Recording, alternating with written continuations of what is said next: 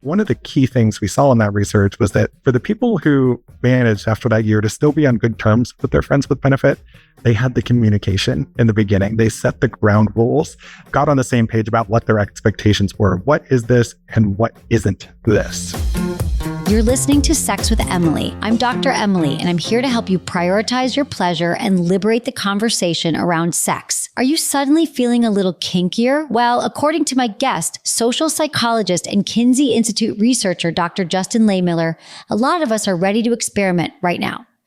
Justin shares fascinating sex research from the COVID era, including why Americans have become significantly more sexually adventurous, with over half trying something new in bed since the pandemic began. We dive into the sex communication practices heterosexual individuals can learn from the LGBTQ plus community and how to make casual sex better for women. Spoiler alert, emphasize her pleasure. We also explore the Kinsey scale and why sexuality is so fluid, why threesomes are such a popular fantasy, and what our porn preferences reveal and don't reveal about us.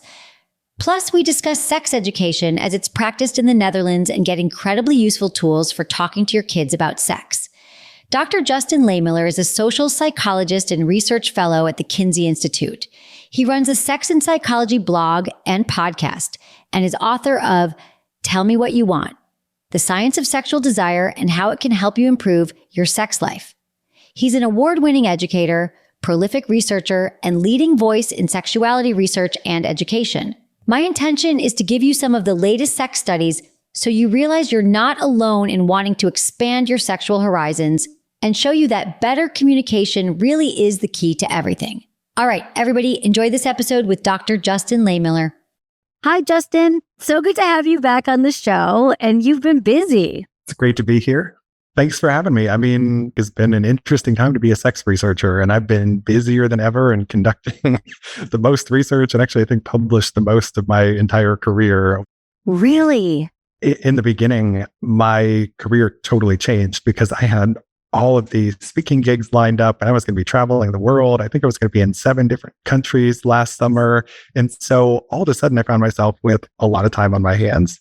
And I was talking to some of my colleagues at the Kinsey Institute, and we were seeing all these media headlines about, what was going to be happening for sex lives, lots of big, bold predictions. And so we thought, is any of that actually going to shake out? So we wanted to actually collect the data to test whether what we were seeing in the media was actually coming to fruition. So, that kind of gave us the inspiration. And I think we all had more time on our hands and needed something to focus on. So we turned to sex research. But I remember thinking, yes, Justin's doing this. What did we learn about this? What's up now? So that's a great question. There's no baby boom. There's no evidence that, people were really having a lot of sex. So that's what we found in the research we did at the Kinsey Institute, although we did find that people were being more sexually experimental. About 1 in 5 people last year said they tried something new in the bedroom. So we recently conducted a new study to see, what do things look like? So the Kinsey Institute partnered with Love Honey to do this survey of, what is happening right now in our sex lives and relationships. And one of the really interesting things we found was that there was an even greater trend toward sexual experimentation. So Americans have become kinkier. We actually found that a majority of Americans, 52%, said they tried something new in bed since the pandemic began. And also that a majority of Americans said that their sexual interests had shifted in some way. And of those who reported a shift, 3/4 of them said that they became kinkier.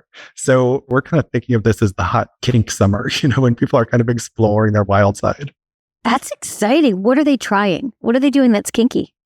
Yeah, so kink is one of those big, messy terms that means different things to different people. The way we defined it for purposes of our survey was, interest in what you would consider to be non-mainstream sexual activities. So for some, that's BDSM type stuff.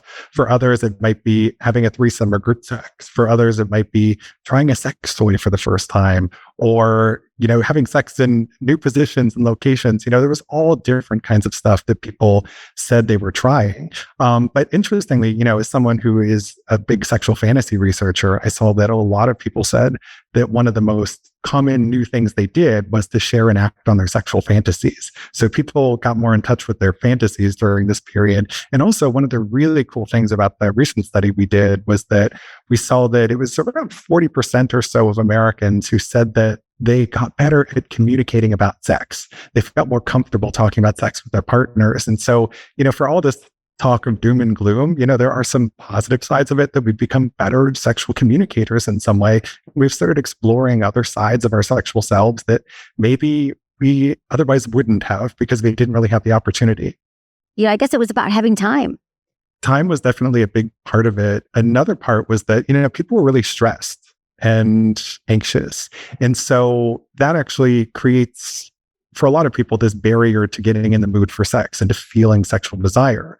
But if you engage in a new activity, you can kind of break through some of the inhibitions that are caused by stress and anxiety, because it creates this immersive experience that draws you in, that raises arousal, makes it easier to become aroused and stay aroused, because you're in the moment when you're trying something that's new and different. So I think that was a big part of it for a lot of people. And then, also couples, I think, needed to find ways to kind of meet their needs for self-expansion, that need to keep trying new and different things. And since you couldn't leave your home and go out and do all the things you might normally do on, say, a date night, you kind of had to learn to try new things in the bedroom at home. It's very, very hopeful. And it all comes through communication. We all need to, I always say communication is a lubrication. So people had the time and space to talk and to experiment. So many people email and call in with questions that their mind's wandering during sex, and they're anxious and they're worried and they can't get in the mood and they're worrying about things. But when you try something new, a new act, a new sex act, even if it's talking dirty or a fantasy, your mind can't wander because you're both present and connected. Okay, Justin, let's talk about threesomes, because you did kind of mention that people were having threesomes. I had some people call into the show. I think there was a guy in Tennessee, and he's like, we're having an eightsome over here. I'm like, 8 of you? You're having, okay. What about threesomes? And how many people have had threesomes? I know you've done a lot of studies on threesomes. Yeah. I'm a threesome researcher, and kind of what sparked my interest in it initially was I published this book a couple of years ago. We actually spoke about it on an earlier podcast of yours called Tell Me What You Want. I surveyed 4,000 Americans, 4,000 plus Americans, about their sexual fantasies, and I found that threesomes were actually the most popular sexual fantasy. So that kind of got me interested in better understanding the psychology behind it. And ever since, I've included threesome questions on most of the sex surveys that I've done. So, to answer your question about how many people have ever had a threesome, if you look at nationally representative data, it's about 1 in 5 men and 1 in 10 women who say that they've ever had a threesome before. So when you look at the number of people who are fantasizing about threesomes versus the number who have actually done it, there's a pretty big gap between fantasy and reality. There were some people who were interested in having threesomes and who did have threesomes. I think it was around 2% of Americans in our recent nationally representative study that we did through the Kinsey Institute, who said that they had their first threesome during the pandemic. So some people did it. And some people also did virtual threesomes. That was another thing where they kind of had to find a new way to connect. It's like, I want to explore this side of myself, but some people didn't feel safe doing that in person. So they did it over Zoom. Why not? And I always tell people, practice a threesome at a time, dirty talk, text about it. What you found was that it's the number one fantasy for all genders, right? It's not, people always assume it's like men sometimes, but it's all genders fantasize about threesomes. But how does that differ, what they are actually fantasizing about? Like, how do men and women differ in that way? Their attitudes towards it. So on average, men fantasize about threesomes and group sex more often than women, but most women have had this type of fantasy before, according to the data that we've collected. And, in terms of overall differences in sexual fantasies, men and women have a lot in common. Most of the things that men are fantasizing about, women have fantasized about as well, and vice versa. But besides multi-partner sex, some of the other areas where we see differences are that women do tend to have more of a passion and romance fantasies. They fantasize about that more frequently than men do, but most men have those fantasies too.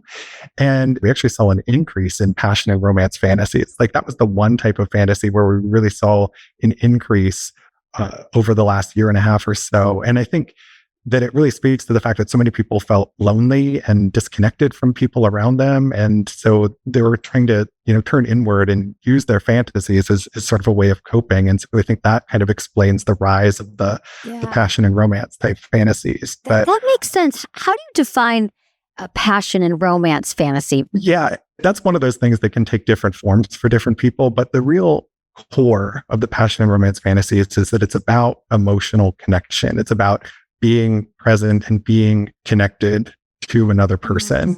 And so that's what really distinguishes it from some of the other types of fantasies. That's not to say that you don't have passion and emotion in other types of fantasies. Like certainly a threesome can be very passionate, right? Yes. And I think every type of fantasy we have, we're often trying to meet some type of deeper psychological need. And, for example, that can often be feeling desired. And so a threesome fantasy, I see that most people fantasize about being the center of attention in a threesome, which means, they want that attention and validation from other people. And so it's not necessarily just about, oh, I want extra bodies around and extra things to see and touch and feel and extra forms of physical sensation. No, it's often about like this deeper emotional need that people are trying to meet. So that's a different way of sort of looking at our sexual fantasies, is that they're not always about the sex act itself. Sometimes there's this emotional subtext that I think as a psychologist is really fascinating to explore. I love to think about people fantasizing more about connection and intimacy. How do these threesomes turn out? Are people happy with the threesomes? Are they just a disappointment? Great question. And so threesomes, despite being the most popular fantasy, they're also the fantasy that is least likely to turn out well.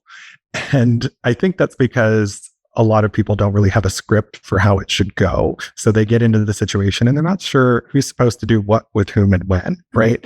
And oftentimes people have very discrepant ideas about how they want the threesome to go. And like I said, most people are fantasizing about being the center of attention, but not everyone can be the center of attention unless you're going to take turns and negotiate that and communicate and figure it out in advance. And this isn't to say that threesomes never work out well, because often they do. It's just that there seems to be a little bit more risk there because there often isn't the communication present between all partners. A lot of threesomes start with people just kind of having a couple drinks, and then next thing you know, clothes are coming off and they haven't negotiated or communicated about anything beforehand. So that's where I think a lot of them tend to go wrong. It's just there isn't that level of intimacy and communication with all partners. And I think that's actually where the virtual threesomes can be helpful as a practice, to kind of learn how to communicate with multiple partners at the same time and kind of figure out, how do we all get what we want out of this? And so maybe that's a good starting point for people. And maybe we'll be better prepared for threesomes because we practiced them on Zoom. Exactly. I mean, isn't that funny? Isn't that funny? Well, it is true. That makes so much sense. Of the ones that are more successful are the people who did the planning. Sure, like a spontaneous threesome might work out well, but you're much more likely to work out if you've discussed it, you have boundaries, you have really healthy communication. Then you're probably going to do okay. But just we got really drunk and the three of us fell into bed, maybe not as much. Well, and there's also an interesting difference I see in my research based on people's sexual orientation. So, for example, heterosexual cisgender women tend to be the least satisfied with their threesome experiences, whereas gay men tend to be the most satisfied. And, everyone else is kind of somewhere in the middle. And I think part of it is that, when you're talking about a heterosexual dynamic, a heterosexual male-female couple, you have people often with different ideas of the gender of the third person they want to bring in, right? Often. And so somebody might be making a compromise or sacrifice in some way and doing something that, they'd like to have a threesome, but maybe it's not under their optimal circumstances. But if you're looking at, say, a threesome between three gay men, everybody's on the same page about the gender of the partner that they want. And so, there's some differences there, interestingly. And also just in general, sexual minorities, LGBTQ persons report better experiences acting out their sexual fantasies. And I think part of that is because they tend to have better sexual communication on average, and they're more likely to talk about what they want. And that makes it more likely that you're going to get what you want. That's so interesting. So what do you think it is about the gay community that allows men to be better communicators? Well, it's interesting. For example, if you look at an app like Grindr, right, which facilitates connections between men who have sex with men predominantly, and there's actually a lot of communication sexually that takes place on there. One of the most common phrases that you're going to see is, what are you into, right? And so they have that discussion about, here are the sex acts that I am and am not into. And so you don't see that happening quite as often in heterosexual populations and on apps. There's just not as much negotiation beforehand about here are the specific types of activities that I'm into and what my boundaries are. You'll see more discussion of kink on, apps like Grindr, just because there is that, sort of higher level of sexual communication. And I think in some ways a little bit less shame in talking about sexual fantasies and desires that might be considered taboo, because, by virtue of being LGBTQ, you've already transgressed some social boundaries. And so that makes it less costly in some ways to transgress other sexual boundaries, right? So I think that kind of opens the door to embrace other aspects of your sexual self and communicate about them with your partner. That makes so much sense. And I'm always saying, I wish that heterosexual people would talk about sex earlier on, like right away. I mean, there's so much more to gain, but when it's like silent, we pretend it's not even really a thing. And because there is shame in talking about it. And I don't want this person to think something about me, whatever it is our beliefs are. It just, you get it out of the way early on. I mean, just know. But I think a lot of people I just know that they don't really know what they want or they haven't experimented much. But would that ever happen, you think, on Grindr? Or is it pretty much like, you better be able to answer these questions? Because I feel like heterosexual couples are like, well, I'm not sure what I'm into or I haven't experimented enough. Well, and I'm not going to paint anybody in broad strokes, because there are some cis het people who are great at communicating about sex, and then there are some LGBTQ people who have a lot of sexual hangups and who are not very good at talking about it or just aren't comfortable doing it. So we're talking about differences on average. There's always some variability, but I think the point is just within the LGBTQ community, you tend to see a bit more of this communication. People are more explicit about what they want. And so I think, there's actually a lot of things that we can learn from the LGBTQ community that could make heterosexual sexual dynamics better. And, another lesson that they can learn, for example, is to look at how lesbians define sex, right? So if you look at how heterosexuals define sex, the vast majority say penile vaginal intercourse. A high percentage will say penile anal intercourse, but most of them don't count oral sex and they don't count other activities. But if you look at lesbians, in the research I've seen, they count at least 10 different activities as sex. A majority of them do. And that includes just genital touching, where there isn't any penetration. It can include use of sex toys, right? So when you take this more expansive view of sex, it gives you more opportunities to be intimate when maybe you're in the mood for one thing, but your partner isn't. Well, you can explore other possibilities together. Mm-hmm. And also, as you age and as your body changes, like if you have that expansive view of sex, it just gives you so many more possibilities for things you can do. So, I think there's lots of lessons that we can learn from other communities, apply in our own life, and enhance our sex lives. Exactly, Justin. Absolutely. I love that you're bringing this up, because I often say we're so, in heterosexual relationships, we're so centered on penetration. And that's just not how a lot of vulva owners are going to say when they think about sex. That's not what they're looking for. They might not be in the mood. They don't have as much pleasure that way. Like, to me, a great oral sesh, that is sex. So you're right. First of all, let me just plug your website, because your website is fantastic. Lehmiller.com, LEHMILLER.com. We're going to put all of your links in the show notes. But I love that your studies are they're so well written, they're so easy to digest, and they're so fascinating. You also did an article of how similar or different are the sex lives of gay and straight men. You want to talk about some of those findings? So I love blogging about and podcasting about sex and taking the research and translating it for the public, because there's so much great sex science that's out there, but it's written in this very jargon-filled way that, the average person just can't understand. So that's what I consider to be one of my jobs, is to take the research and make it digestible for you. And, you can learn things about yourself and about others, and hopefully that can help to improve and enhance your sex life. But for the specific article you mentioned, that was a write-up of a study comparing heterosexually identified and gay identified men in terms of, number of partners and how their sex lives are similar or different. And, it's interesting because people tend to think that gay and straight men are totally different, like that they're polar opposites. But what the data show is that they actually have a lot in common, especially in terms of their level of desire for sex. there is a difference in average number of partners, with gay men tending to have more, but that's likely because they have more sexual opportunities, because men on average are more interested in casual sex. It's not to say that women aren't interested in casual sex. They're just interested in casual sex that often happens under the terms that it's not offered, right?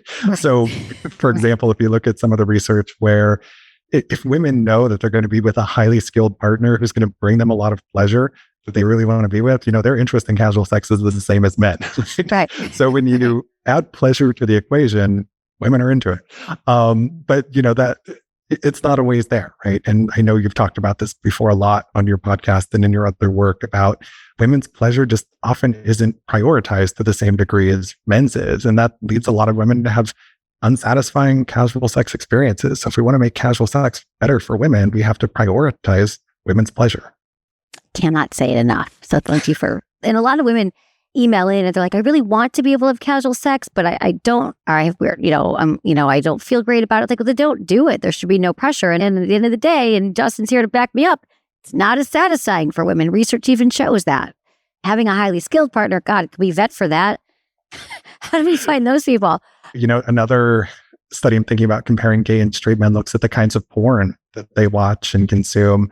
And, a lot of people would kind of think that, well, you tend to watch porn that's consistent with your sexual identity. But what we see in the research, regardless of sexual orientation, is that there's a lot of identity discrepant porn watching that goes on. A lot of heterosexually identified men watch gay male porn, and a lot of gay identified men watch heterosexual porn, right?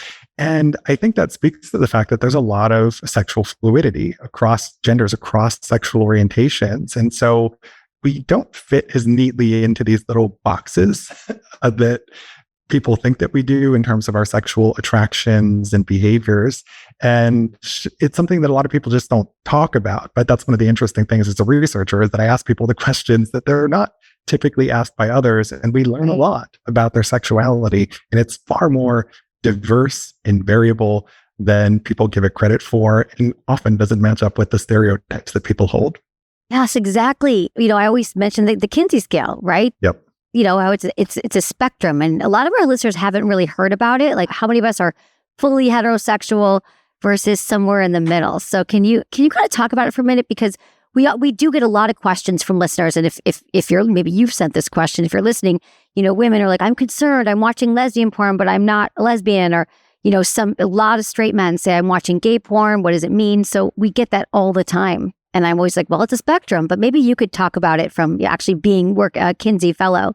Yeah, and there's also a lot of interesting work looking at the type of porn that women watch. And you have a lot of women, heterosexually identified women in particular, who watch gay male porn. And it's interesting when you look at their reasons for why they're watching it. For some, it's just, it's a novelty, or they're just like really into men. So having multiple men is like twice the the pleasure that they get out of it. And in other cases, you have women saying that they prefer to watch porn that doesn't have women in it, because then they're not psychologically putting themselves in the position of the women in the porn that they're consuming. And so it can allow them to be more in the moment and to enjoy what they're watching. And so when you're talking about something like porn watching, what do people watch and why? It's much more complex than people think it is, because human sexuality is inherently complex. And now I've gotten off on a porn tangent and I don't remember. No, but that's true. That's so helpful, though. It's true. It doesn't have to mean anything, just that it's inherently complex, which I hadn't thought about. That women just don't want to take other women out. I don't want to be comparing my body to her body, or her orgasms to mine. That makes so much sense. Yeah. And has she consented to this?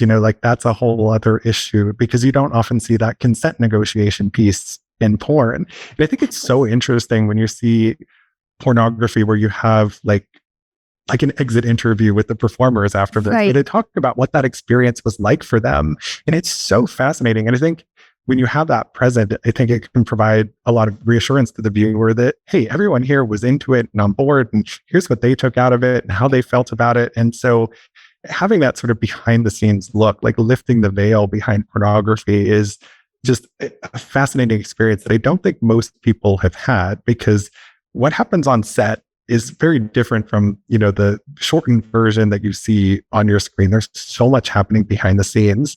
I was on a podcast with Tina Moore a couple of years ago, and I think she made the perfect analogy for this. She said, watching porn is like watching a cooking show, right? You're only seeing like the little highlights here and there, and you're not seeing like how long the whole process takes and everything that goes on behind the scenes. You're not seeing like the reapplications of lubrication and the consent negotiation beforehand. And so it's like you're watching the highlight reel as opposed to this whole experience and how it actually played out. And you also don't see things like the laughter that takes place between takes and like the communication and dynamic that can exist between the performers. And I think if you had a little bit more of that present, porn would feel a lot more ethical to some people.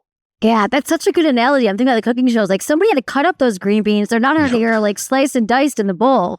You know, the equivalent of that would be like lube and warm up and consent. Like someone had to cut things up and make it all look pretty. That is a great analogy. But can we go back to the Kinsey scale for a second? Just kind of explaining the basic premise of that. When it first came out, like in the early 50s, right? Yeah. So Alfred Kinsey did his pioneering research on human sexuality in the 40s and 50s, and he developed his famous Kinsey scale where he plotted sexual orientation or sexuality on a spectrum. And Kinsey wasn't really focused on sexual identity at the time because, you know, people didn't really have the identity labels that we have today. And so his work was really focused more around sexual attraction and sexual behavior. And so he created this 0 to 6 scale, with 0 being exclusively heterosexual in terms of your attraction and behavior, and 6 being exclusively homosexual in terms of your attraction and behavior, with everything in the middle being some degree of bisexuality, with a 3 being equal attraction to men and to women. And then there was also an X on his scale for people who didn't really experience sexual attraction. So he did observe asexuality in a way and kind of allowed for that in his scale. So that was kind of like where the origins of this idea of sexuality on a spectrum began. I think the Kinsey scale made a really important contribution, but it's not necessarily optimal for how we assess sexual orientation, sexuality in the modern world, because we recognize it's really complex. There's so many components, and how do gender diverse individuals fit into this, right? And also your sexual attraction versus your romantic attraction, and the number of partners that you want to have, and are you monogamously oriented or non-monogamously oriented? So when I have some colleagues who are trying to put all of these pieces together to sort of come up with kind of the grand theory of sexuality. Oh, I would love that. So what could we do better in understanding people who are more fluid sexually? And if I recall correctly, that many people are 0. Wasn't it more like people are more like a 1 or 2, right? Was that sort of what he found?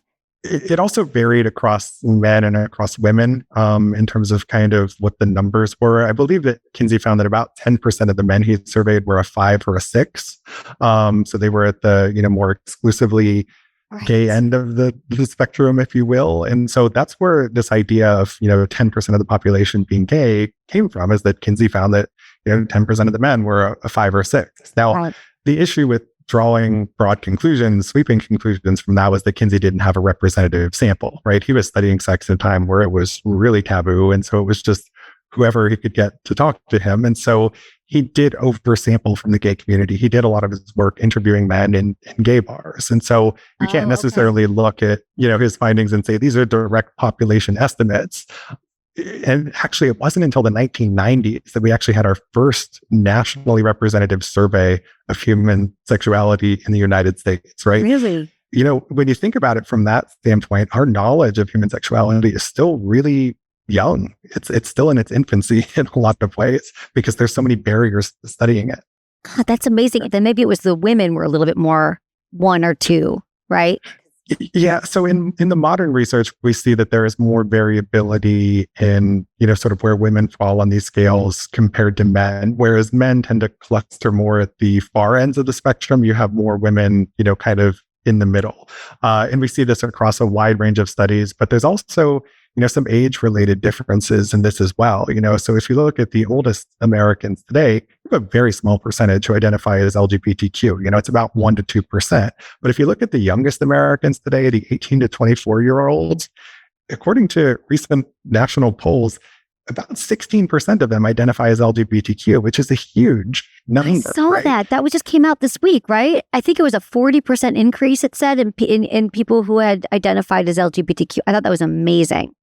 Yeah, and it's really interesting when you look at where the growth is. So actually the number of Americans who identify as gay or lesbian actually hasn't really changed over the years in recent decades. It's the number who identify as bisexual or as trans or non-binary where you're really seeing that high level of growth.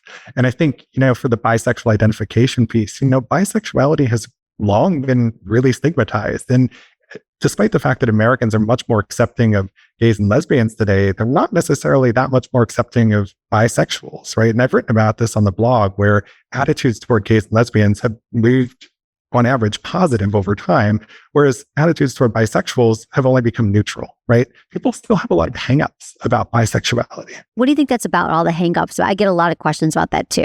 We don't have a lot of examples of it. There's a lot of questioning of whether it's real. And that's especially true for men who identify as bisexual. People are more accepting of women's bisexuality, especially if you look at, say, heterosexual men, because they eroticize, women who are into same-sex experiences. But you don't necessarily see that same level of eroticization of bisexual men among heterosexual women, right? And I hear this from a lot of bisexual men where they actually find it really hard to find female partners because there are a lot of women who are convinced that they're secretly gay and that they could never be happy in a relationship with them and that they would always want to leave them for a man. And so, there's all these stereotypes about bisexuals that they can't be monogamous, that they're secretly gay. And it's really, really harmful. And so that has led a lot of people to hide their bisexuality from their partners. But what we're seeing, especially among younger adults, is that they're getting a lot more comfortable acknowledging and coming out with their bisexual identities. I think that's exciting. I cheered when I read that. So exciting. So let's talk about dating for a minute. What about friends with benefits? Because we do get a lot of questions about this. I know you've done some work around this. What happens with friends with benefits? How do they work out? Who experiences better versus worse outcomes? So I love this topic. I actually just wrote a post for my blog on what I learned from a decade of research on friends with benefits. Okay, this is so good. Everyone, check it out. Check out his site, Lehmiller.com, but he's going to give us the highlights right now. So, actually my very first sex study, like how I dipped my toes in the water, was by studying friends with benefits. And it was because I had a lot of my college students who were asking me, how do these relationships work? What do I need to know? And I was like, well, I'd love to give you an answer, but I don't have data to give you an answer that's, to base it on. And I always want to, when I'm talking about and answering people's questions, to have some data to back it up. Otherwise, I'll just, say, I don't know, I got to go conduct the study first. But one of the studies that I did with some of my colleagues was a 1-year longitudinal study of friends with benefits. So we followed people for a year to see what happens to their friends with benefits relationship over time. And to my knowledge, it's the first longitudinal study of this. And it was really fascinating because we saw that these relationships go off in a lot of different directions. And most of them did not last, for that entire full year period.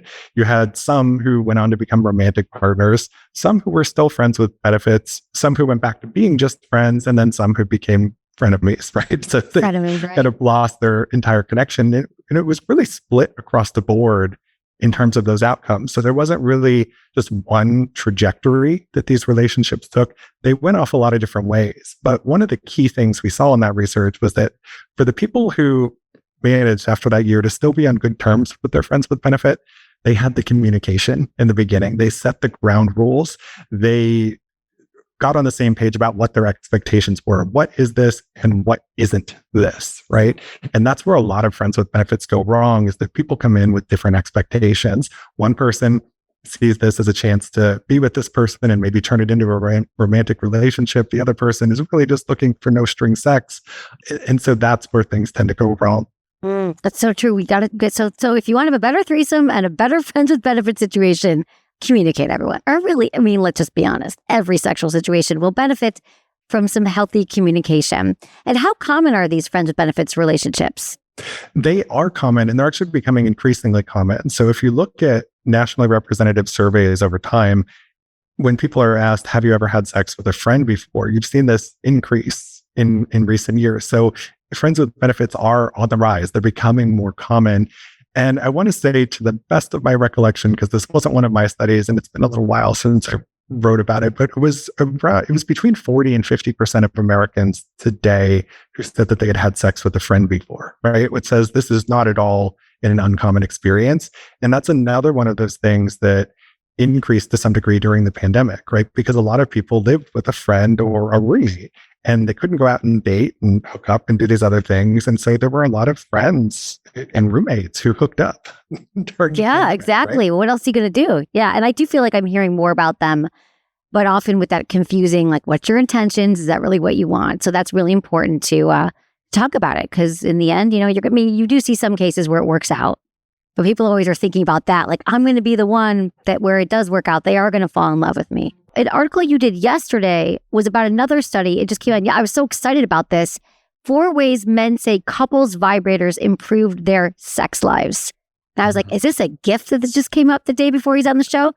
What did that study find? This was an interesting study where they gave heterosexual men who volunteered for the study a free couples vibrator and gave them instructions on how to use it. They didn't want them flying blind here. And they gave them about 2 months and said, we want you to have sex with the vibrator a certain number of times and then have sex without the vibrator a certain number of times. And then they gave them several surveys so they could compare their sexual experiences. And one of the things they found was that the vast majority of men, 71%, said that using the couples vibrator enhanced their sexual pleasure, and 88% said that they plan to keep using the vibrator even after the study was over. And when you looked at, what specifically men were saying about how did this vibrator improve their sex life with their partner, one of them was that it enhanced pleasure for them and their partner. And one of the ways that it enhanced pleasure is that by using this couple's vibrator, their hands were free to do other things and pursue other forms of stimulation. So I think, it can make it a more multi-sensory experience in some ways. And then there was also the appreciation of their partner's pleasure. So the men saw how this enhanced their partner's pleasure and that turned them on even more, right? And seeing your partner pleased and satisfied is really hot, right? So this is an easy way that you can sort of boost your partner's pleasure and your own pleasure at the same time. And then there's just the novelty aspect, trying something new, getting some different sensation. And then the intimacy aspect. You had a lot of men who said they felt more connected to their partner, in part because they often had simultaneous orgasms, right? So, there's all kinds of ways that exploring sex toys and couples vibrators like this can improve your sex life. I found that too, anecdotally in my life and friends' lives, that once they get past that whole stigma, vibrator is going to replace me, which people still believe this in 2021, that this study was so great to see. No, you're actually, just try it a few times. And they had to here for a study. But I love that they came to the conclusion that I would assume that, and what I've seen, again, anecdotally, that people, they love the toys. They're like, get out that toy. You're going to bring the toy. And then they forget they ever had the worries about it. I wonder which couple's toy they used. Do you know? Did they all get the same one? It was a WeVibe. A WeVibe. I figured. Yes, I forget exactly which model it was, but yeah. Yeah, the WeVibe Sync is a great couple's toy. This is great. I was so happy to read that because that's what I think. That's amazing. We love WeVibe. And I was also really happy to hear that you are going to teach in the Netherlands, because when people ask me what should we do about sex ed, I always say, well, the only place that I see it doing right or doing well is in the Netherlands. So I love that you're teaching abroad. Hopefully it's still happening. You're teaching on sex and culture in Amsterdam. So what can we learn from the Dutch? How do we improve sex ed? Great question. So I've actually taught several study abroad courses in Amsterdam. In the past, they've all been taking groups of college students to the Netherlands to learn about sex and culture. And those were probably the most rewarding experiences of my entire teaching career, because I was taking college students from Indiana to another country. For some of them, it was their first time out of the US. For some, it was their first time on an airplane. And so you got to share that really eye-opening experience with them. And then they, wind up in the red light district. And it's just, it's fascinating. But for the whole trip, that was after class. Okay. Well, we did our tours of the red light district, right? So we actually had sex workers who would walk us around the red light district and explain to us how all of this works. And it was so fascinating to be there to watch the sale of sex happen out in the open, right? Where the communication, the negotiation happens like right there at a window, and then people agree to it, they go in, right? And so there's not that sort of shame and stigma of sex work where in countries where it's illegal, where it's all underground. And so just being able to see that negotiation out in the open is fascinating in and of itself. But for the new course I'm teaching, I'm actually taking a group of practicing sex therapists over with me for a, cultural immersion experience to learn about how sex is different around the world. And one of the things we're doing is I'm having the creators of the sex ed program that is used in more than half of all Dutch schools. They're going to come in and talk to us about how that program works and how successful it is. And I love this program so much. It's called Long Live Love. And it really tries to equip adolescents with the tools they need to navigate healthy and satisfying sex lives. And they don't just focus like they do in the US on saying, don't do it, right? And that, if you have sex, you will get pregnant and die, or you will get chlamydia. And, where it's just in the US, we tend to focus only on the really negative side of sex. And it's just stay away from it. Over there, certainly they talk about STIs and STDs, but they also teach you sexual communication skills. And they start at a very early age in kindergarten, teaching you about boundaries and how to communicate about them. They actually teach you the proper anatomical names for your body. They mention the word clitoris. Like, how fucking great is that, right? Right. At 5. Right. Here's my clitoris. It's amazing. So they know their bodies. They know how to communicate boundaries and respect for others. And they also teach them how to navigate difficult sexual situations. So for example, there's this workbook that they give to all the students that I just adore, because they give them these difficult sexual situations. You got these boxes with bubbles of people talking. And, one of the situations is one partner wants to use a condom, but the other one doesn't. And so how do you resolve that discrepancy? That's an issue that often comes up. And most of us have no template for how do we do that? What do we do in that situation? So they actually try to help people to build the sexual communication skills that are going to serve them well. And the result of it is that in the Netherlands, they have the lowest rates of teen pregnancy, teen STIs, and teen abortion in the industrialized world. And here in the US, we have the highest rates of all of those things. Let's just let that sink in for a moment, people. Really. I mean, think about what we could learn from that. It's just because we just don't require sex ed, and when we do, it's not accurate, and all those things. I love that you're going over there. I mean, what could parents do? Maybe we're not going to get it in schools, but what could parents do now? Because people always say, how do I answer the questions? Yeah. I mean, there's so many things that you can do as a parent. One is to start at a young age, right? Talking to your kids about sex. And that's not to say at a young age, you're teaching them about intercourse and how it works. Rather, teach them the correct names for their body parts rather than euphemisms. And also teach them things about, how do you say if somebody touches you and you don't want to be touched, how do you communicate about that? And it doesn't necessarily have to be sexual touch. You're just building that broader communication skill, right? Because that's something that's going to serve your child well throughout their entire life, right? And if something were to happen to them, they'd be more likely to communicate it to you, right? So this is good for everyone, for your kids to be equipped with these skills. Another thing is, if your kids ask questions about sex, be honest with them. Don't make up stories, don't treat it like Santa Claus, where you're just going to make up some myth or something like that and talk about the stork and so forth. You don't have to get into the mechanics of sex and all this stuff at a young age. Think about this as it's age appropriate, developmentally appropriate. Give them the information that they need. Don't be afraid to, answer questions if your kids have curiosity, because if they don't get the answer from you, they're probably going to go look for it somewhere else, and they might not get as good of an answer if they do. And then something else is figure out, when your kids are learning about sex in school, what are they learning, so that you can fill in the gaps, because odds are your school isn't going to teach the kids everything they need to know. And also, you can't cover everything they need to know in the span of one talk, right? So instead of thinking about the talk, think about having a series of talks with your child over time where you tell them what they need to know at that particular point in time.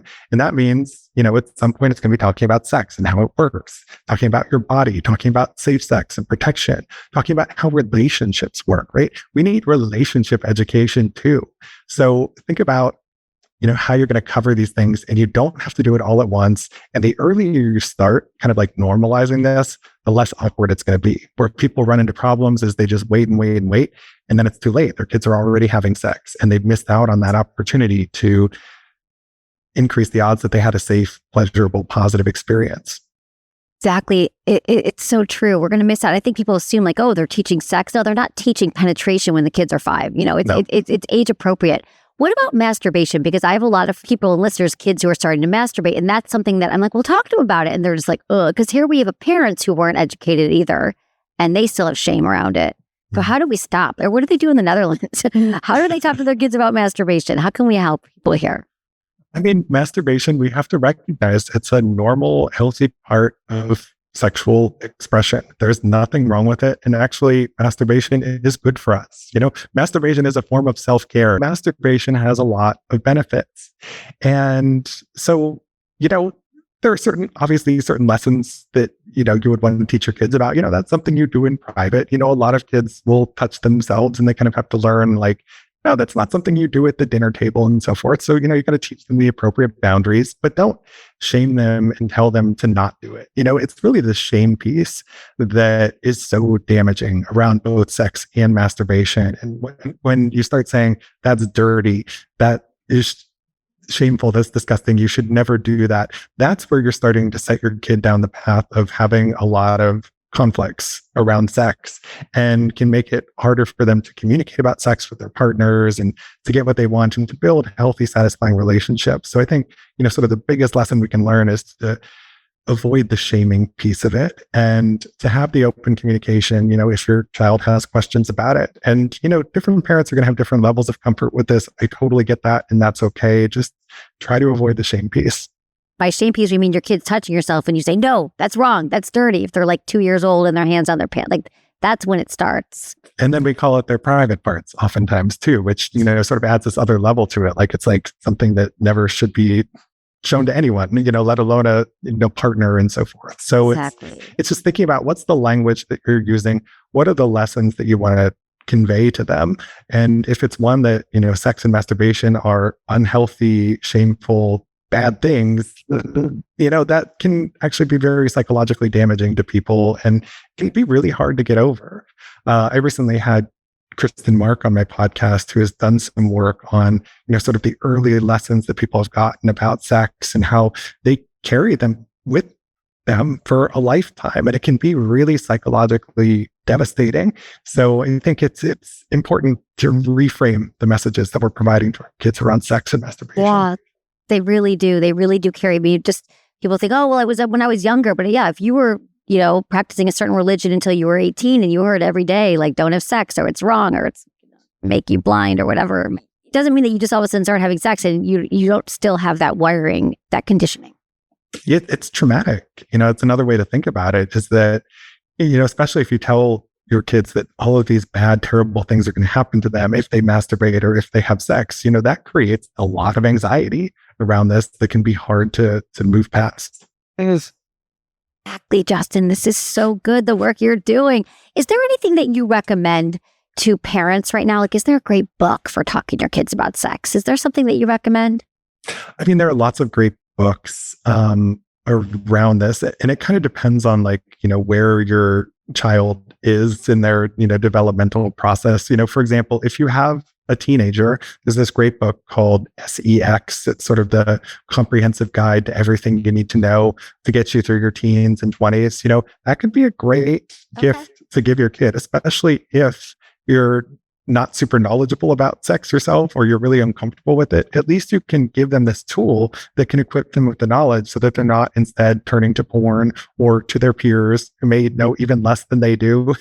They're getting like incorrect information. You know, some of the other books I would recommend, you know, especially if your child is young and you're getting ready to, you know, kind of have that series of talks. There's a book called Read Me by Lene St. John, which is like sort of this parental primer for how you have these talks. If your child is really young and you want to teach them about, you know, sort of boundaries and consent, there's a book called Let's Talk About Body Boundaries, Consent and Respect, you know, and it's great for kind of giving you the tools and the language you need to help your child at the age where they are and help them learn what it is that they need to know. So many great resources out there. Just go out and look for them, and don't be afraid to start that series of talks. Exactly. Just talk about it. Lene St. John's, actually, we went to grad school together. We did an episode maybe about a year or two ago, so you guys can check out that episode as well. Justin, this is so helpful. You are doing incredible work, and I'm so happy to see you again. I want to ask you the quickie questions we ask all of our guests. There's 5 of them. Ready? Okay. What is your biggest turn on? What comes to mind first is actually partner pleasure. Like, it's like knowing that the other person is really into it, because that means they're really into you and you're doing something right. And, Exactly. it feels good. It's really hot to know that everybody's there. And I think, that's where we need to rethink these conversations around consent. Like, consent is really hot, right? And desire, mutual desire, it's really hot too. So it's all about partner pleasure. I love it. What's your biggest turn off? Ooh, I mean, that's kind of like changed over time. Because I used to be somebody who was like, sex can only happen in a sensory deprivation chamber when the lights are off and like, there's no sound or anything else, because I was like very easily distracted. But I don't have as many of those anymore. I'm trying to think, is there like one specific thing? I don't know. But it would be a different answer depending on where I am in my life. Okay, got it. What makes good sex? Of course, the communication always makes it good, because you have to be able to tell your partner what it is that you want. So I think that's really the key, is being able to say what you want and to listen to what your partner is saying about what they want, and to work your best to make sure that everybody is getting a little bit of that, or a lot of it. Something you tell your younger self about sex and relationships. It's not dirty and shameful. And that's, relationships are great, but they're hard work. And, that there isn't like just that one ideal person out there that you're going to meet and everything's going to work out perfectly. It's, the way to think about a soulmate is it's that person who makes you want to work on the relationship, and that person who motivates you to get up and do that. And so that's, I think, a really important lesson for relationships. Good. Number one thing you wish everyone knew about sex? Well, I think the number one thing I would say would be that sex isn't just one thing. Sex can be anything you want it to be. And the narrower your definition of sex, the more likely you are to be setting yourself up for disappointment and for disagreement and conflict in your relationship. So I think it's really important to expand that definition, have this whole erotic buffet of things that you can choose from. And so then, you can always figure out something to connect and to get pleasure and have intimacy. Oh, so well said. So inspiring. Dustin, where can everyone find you? Well, my podcast and blog are Sex and Psychology. You can find it at Lehmiller.com or sexandpsychology.com. You can also find links to my books and other projects. And you can follow me on the social medias. I'm on Instagram at Justin J. Lehmiller. Thank you so much for being here, Justin. I so appreciate you. And we have to do this more often and then meet in person. Yes, always great to see you. Thanks so much for having me. Thank you.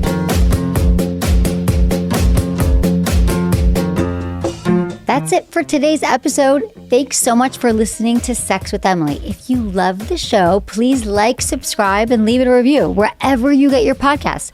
And hey, share this with a friend or partner. It just might spark something. You can find me on Instagram, YouTube, Facebook, TikTok, and X. It's all at Sex with Emily.